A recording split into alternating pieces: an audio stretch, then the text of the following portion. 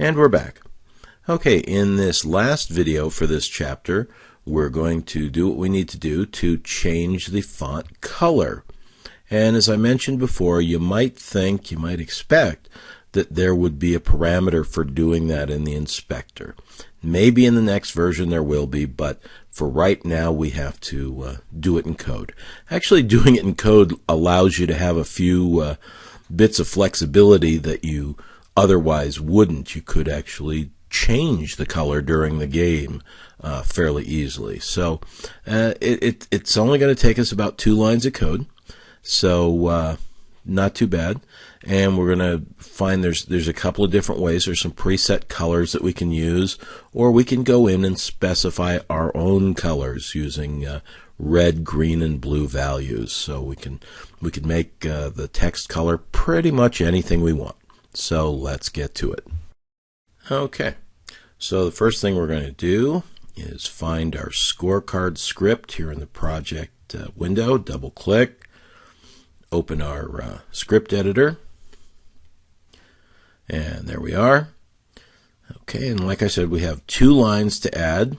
The first one we'll add here right at the top, and that's to create a color variable. So variable, and I'm going to call this variable color with a lowercase c, and the variable type is color with an uppercase C. So there it is. So now we have our color variable.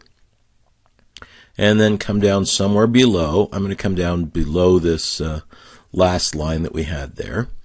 So GUI text, which is our text object, and the particular parameter we want is material this time, and a subparameter here is color. So the material color, and I'm going to set this equal to our color variable.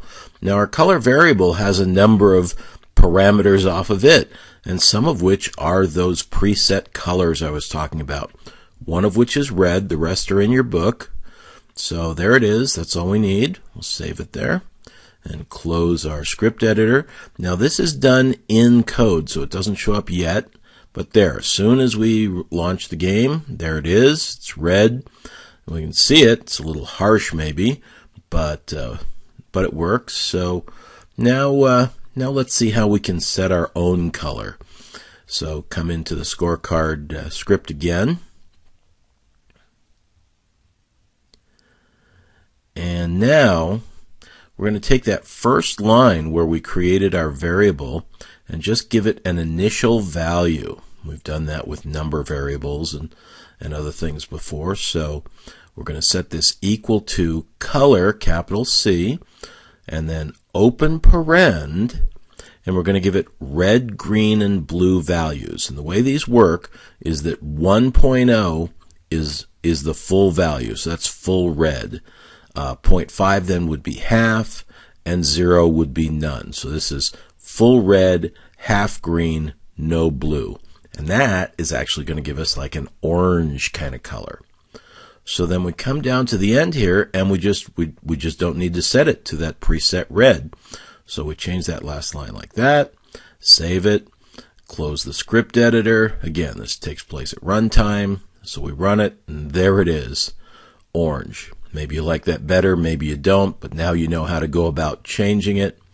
Now, we're pretty much done here, just down to one little housekeeping thing to keep things tidy, and that has to do with that 0 in the bottom left-hand corner that's still there, one of our test variables. And if you look at our current score in the inspector, that's where it is. So we're opening it up here, and go into current score, and there it is. And we can delete this, but I'm just going to comment it out. May need that some other time. You can delete it by now. It's probably fine, but that's that. So now it's going to be there till we run it. Now it's gone. Now it closed. Now it's gone down there. Now I feel much better. Okay, so that's it. We're good. We've got our text the way we want it. We'll save our scene and our project, and we're done for this chapter. So Now we've got all those little bells and whistles that are at least the minimum that a player might expect to find. It shows the score and feedback, shows how much ammo's left, shows the targets remaining, all those kind of little niceties. Now, if we were going to roll this out as a game, it's probably fine right now. But there's still a few more niceties that would be good to add for the game.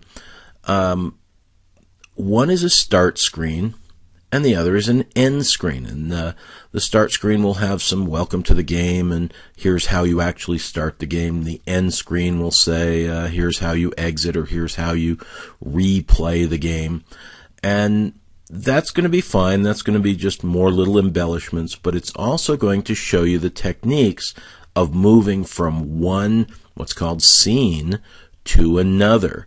And our game here has only got one level, but you might want to create a game with more levels, and it's going to be the same technique to do that. So we'll get to that in the next chapter, and then we're getting pretty close to buttoning it up and calling it a game.